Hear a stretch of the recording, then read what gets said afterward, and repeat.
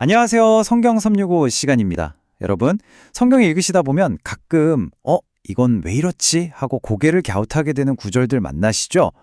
사람 숫자를 세는 것만으로도 재앙이 닥칠 수 있다니 좀 이상하지 않나요? 오늘 바로 그 이야기, 출애굽기에 나오는 생명의 속전에 대해서 아주 깊이 한번 파고 들어가 보겠습니다. 자, 바로 이 구절인데요. 하나님께서 모세에게 이스라엘 백성의 수를 셀 때 한 사람 한 사람 자기 생명의 속전, 그러니까 일종의 몸값을 내라고 명령하시는 장면입니다. 왜냐? 그렇게 안 하면 그들 가운데 끔찍한 재앙이 임할 거라는 거예요. 아니 도대체 사람 수를 세는 게 왜 이렇게까지 위험한 일이었을까요? 그리고 돈을 내는 게 어떻게 그 재앙을 막을 수 있었던 걸까요? 오늘 이 질문들의 답을 하나씩 찾아가 보시죠. 오늘 우리가 함께 걸어갈 여정입니다. 먼저 인구조사가 왜 위험했는지 그 배경부터 살펴볼 거고요. 그리고 그 해결책으로 제시된 반세겔이 대체 뭔지, 또 그 안에 어떤 놀라운 평등의 원리가 숨어 있는지 알아볼 겁니다. 마지막으로는 이 모든 것이 어떻게 예수 그리스도를 가리키고 구원받은 우리의 삶과 연결되는지까지 쭉 따라가 보도록 하겠습니다. 자, 첫 번째 주제입니다. 위험한 인구조사. 생각해보면 그냥 숫재 세는 건데 이게 왜 재앙까지 불러올 수 있었을까요? 이걸 이해하려면 먼저 고대 사회의 분위기를 좀 알아야 하는데요. 그 당시 인구조사는 왕이 가진 아주 강력한 권력의 상징이었습니다. 우리나라에 칼 들고 싸울 수 있는 남자가 몇 명이지? 세금은 얼마나 거둘 수 있을까?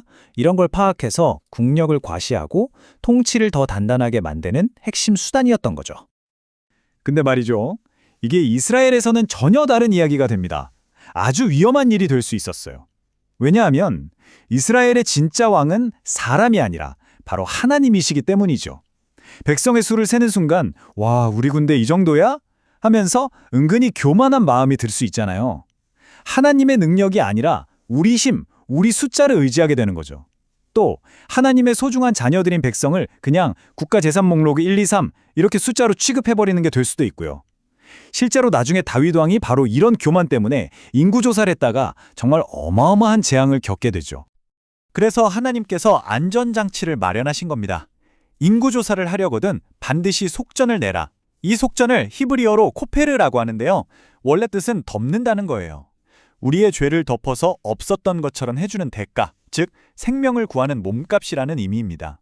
다시 말해 내 생명은 내 것도 나라의 것도 아닙니다. 오직 하나님께 속해 있습니다 라고 고백하는 행위였던 거죠.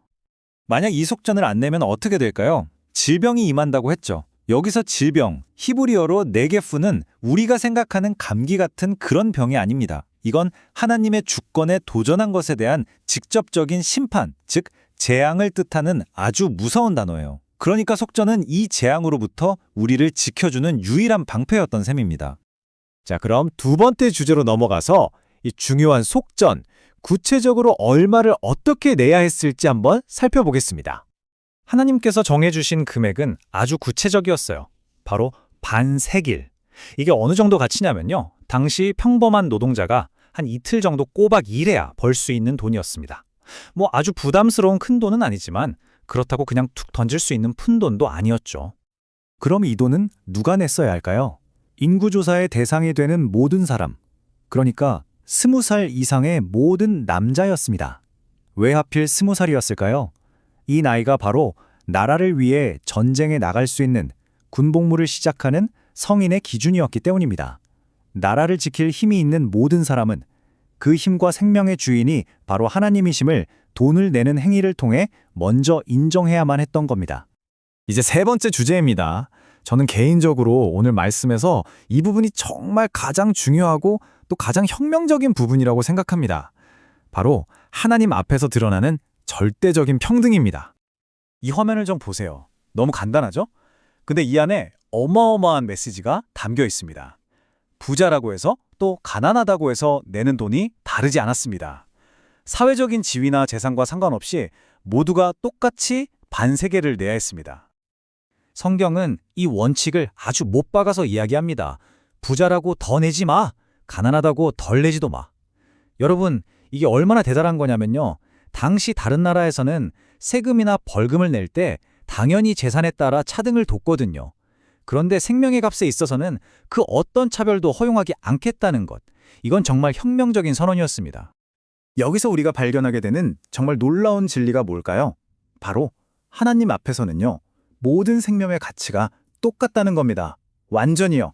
부자의 생명이라고 더 가치 있고 가난한 사람의 생명이라고 덜 가치 있는 게 절대 아니라는 거죠.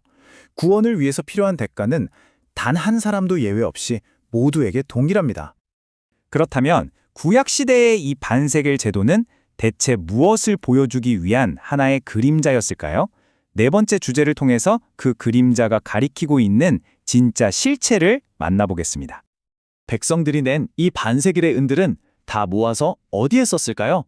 성경을 보니까 회막 봉사, 즉 성막을 짓고 운영하는 데 쓰였다고 나와요. 근데 더 구체적으로 들어가 보면 성소의 기둥들을 단단하게 받쳐주는 은으로 된 기초 받침, 바로 그 받침돌을 만드는 데 사용됐습니다. 와, 여기 정말 놀라운 상징이 숨어 있지 않나요? 하나님께서 이스라엘 백성들 가운데 머무시는 거룩한 장소, 그 성막이 모든 백성이 차별 없이 똑같이 낸 그 속죄의 은을 기초로 해서 세워졌다는 사실입니다. 이게 뭘 의미할까요? 우리가 하나님을 만나고 그분과 교제하는 것은 오직 모든 사람에게 똑같이 주어진 속죄의 은혜 위에서만 가능하다는 걸 눈으로 보여주는 거죠. 그럼 이제 진짜 질문을 던져봐야겠죠? 구약시대의 이 반짝이는 반세겔 은하가 그저 그림자였다면 그 실체는 과연 무엇일까요? 신약 성경이 그 답을 너무나도 명확하게 알려줍니다. 우리가 진짜 죄에서 구원받은 것은 언젠가는 썩어 없어질 은이나 금 같은 걸로 된 게 아니라는 겁니다. 오직 흠 하나, 점 하나 없는 완벽한 어린 양, 바로 예수 그리스도의 그 보배로운 피로 가능했다는 거죠. 그렇습니다. 구약의 반세겔이 희미하게 보여주던 그 완벽하고 영원한 속전은 바로 예수 그리스도 한 분이셨습니다. 자, 그럼 이제 마지막 주제로 가보겠습니다. 이 엄청난 진리, 예수님의 피로 우리가 구원받았다는 이 사실을 깨달은 사람들은 이제 어떻게 살아야 할까요? 구원은 절대로 끝이 아니죠. 완전히 새로운 삶의 시작입니다. 예수님의 피값으로 구원받은 우리는 이제 더 이상 내 인생의 주인이 내가 아닙니다. 내 생명, 내 시간, 내 재능, 내 물질, 이 모든 게 다 하나님의 것이죠. 옛날 이스라엘 백성이 낸 속전이 모여서 성막의 기초가 되었던 것처럼 이제는 우리의 삶 전체가 하나님의 집인 교회를 세우고 하나님 나라를 이 땅에 만들어가는 데 들여져야 하는 겁니다. 물론 오해하면 안 됩니다. 이렇게 해야 구원받는다는 조건이 절대 아니에요. 값을 따질 수 없는 엄청난 은혜를 받았기 때문에 너무나 감사해서 저절로 흘러나오는 자연스러운 열매인 거죠. 자, 그럼 오늘 배운 내용들이 머릿속에 잘 정리됐는지 간단한 퀴즈로 한번 확인해 보겠습니다. 첫 번째 질문입니다. 생명의 속전으로 바쳐야 했던 것 뭐였죠? 두 번째, 이 속전을 내야 했던 나이 기준이 있었죠. 몇 살 이상이었나요? 세 번째 질문입니다. 부자든 가난한 사람이든 왜 똑같은 금액을 내야만 했을까요? 그 핵심 이유가 뭐였죠? 네 번째, 그렇게 모인 속전이 어디에 사용되었는지 기억나시죠? 마지막 다섯 번째, 빈칸 문제입니다. 너희의 생명을 여호와께 드린다. 이 괄호 안에 들어갈 아주 중요한 단어는 무엇일까요? 정답을 한번 맞춰볼까요? 첫째, 정답은 반세겔입니다. 단순한 세금이 아닌 생명의 몸값, 코페르였죠. 둘째, 20살 이상이었습니다. 성인으로서 생명의 주인이 하나님이심을 고백해야 했고요. 셋째, 금액이 동일했던 이유는 모든 사람이 하나님 앞에서 평등하기 때문입니다. 이게 핵심이었죠. 넷째, 사용처는 바로 회막 봉사, 구체적으로는 성막의 은받침을 만드는 데 쓰였습니다. 그리고 마지막 빈칸의 정답은 속죄입니다. 네, 오늘 우리는 이 반세겔이라는 작은 은화 하나를 가지고 시작해서 결국 모든 생명은 하나님 앞에서 동등하게 귀하다는 것, 그리고 우리의 구원은 돈으로 살 수 없는, 값을 매길 수 없는 예수 그리스도의 보혈로만 가능하다는 엄청난 진리까지 왔습니다. 반세겔은 선언하는 거예요. 모든 생명의 가치는 같다라고요. 그렇다면 마지막으로 우리 자신에게 한번 질문을 던져보면 좋겠습니다. 그리스도께서 나와 내 옆에 사람을 위해 똑같은 값을 치르셨는데 나는 오늘 내 옆에 사람을 어떤 눈으로 바라보고 있을까요?